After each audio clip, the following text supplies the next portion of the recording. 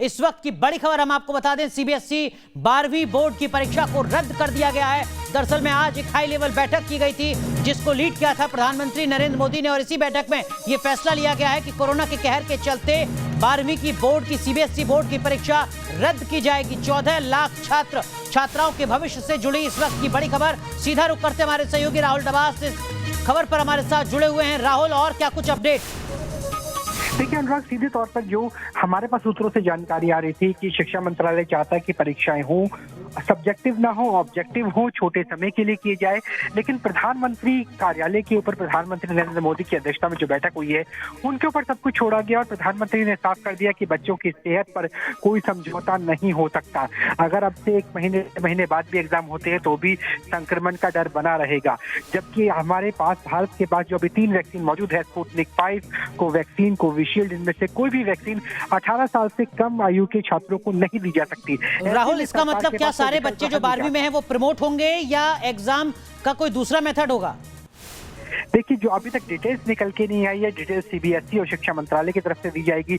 लेकिन उम्मीद की जा रही है कि जो इंटरनल असेसमेंट हुई, जो पहले पेपर किए गए थे सेमेस्टर वाइज, जो उससे पहले के साल के पेपर थे, उसी के आधार पर ही नंबर दिए जाएंगे, ग्रेडिंग दी जाएगी। लेकिन अगर कोई छात्र चाहता है कि जो नंबर उनसे दिए गए हैं वो उससे सहमत नहीं है तो उनके पास विकल्प होगा एग्जाम देने का, ऑफलाइन एग्जाम। राहुल, आप कह रहे हैं कि जो फॉर्मूला 10वीं में अपनाया गया था वही अब 12वीं में अपनाया जाएगा?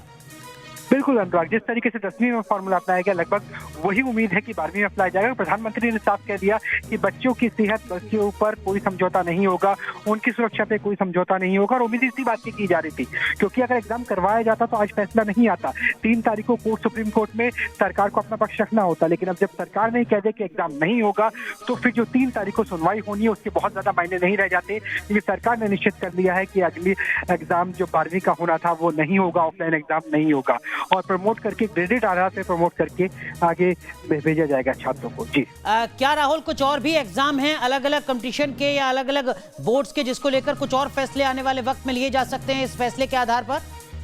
देखिए, आज जो बैठक हुई थी अनुराग, उसमें सीबीएसई के दोनों सेक्रेटरी मौजूद थे, जो स्कूल एजुकेशन है उनके भी और हायर एजुकेशन के उनके भी। लेकिन आज की बैठक स्पेसिफिकली सिर्फ 12वीं के एग्जाम को लेकर थी।